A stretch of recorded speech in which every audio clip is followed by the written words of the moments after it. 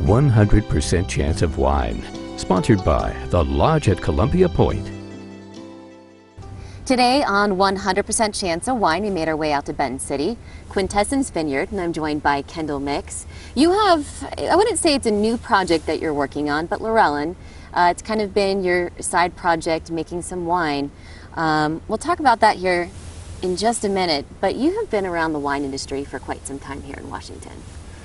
I have. I've been in Washington since 1993.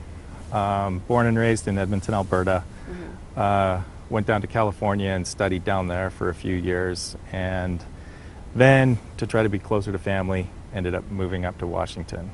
That's what drew me here, and I've been here for the last 26 years. Why did you want to start up your own winery, I should say? Well, it started as an opportunity to work with Red Mountain Fruit at a time when I was still at Chateau Saint Michel. Saint Michel wasn't sourcing anything off of Red Mountain, and I'd heard such great things about the vineyards there. So that's how it started, and it's evolved since then. 2000 was the first vintage, but it's named after my parents.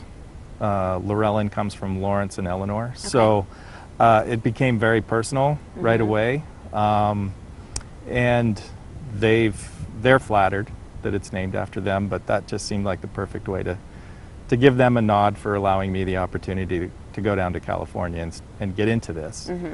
And when I think about it, you know, I have to pinch myself every day, because how does a kid from Edmonton, Alberta end up in wine country making wine? It just, that story doesn't happen very often. So, and I love what I do. I can't imagine doing anything else at this point. So, you know, Lawrelin gives me an opportunity to work with select chosen vineyards that I've gotten to know over the years and that I really enjoy working with, and I know are going to do an awesome job. What's your kind of mindset or the idea behind it?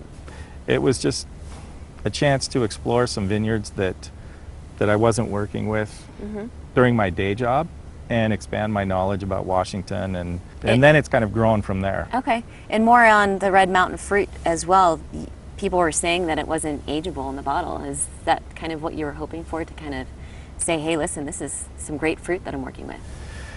Well, yes, I certainly, when we started this, the plan wasn't to bottle age the wines for 12 years before release, but I felt like Washington was being unfairly criticized of not being able to make age-worthy wines. And I would say the lessons I've learned from Lawrelin is that Washington wines are tremendously ageable. We still have some of the 2000 wines in our wine cellar. In fact, we opened one last weekend, and it was drinking fabulously. And you get a chance to work with a lot of different vineyards and see what is out there. So you know exactly kind of what you want to work with year after year.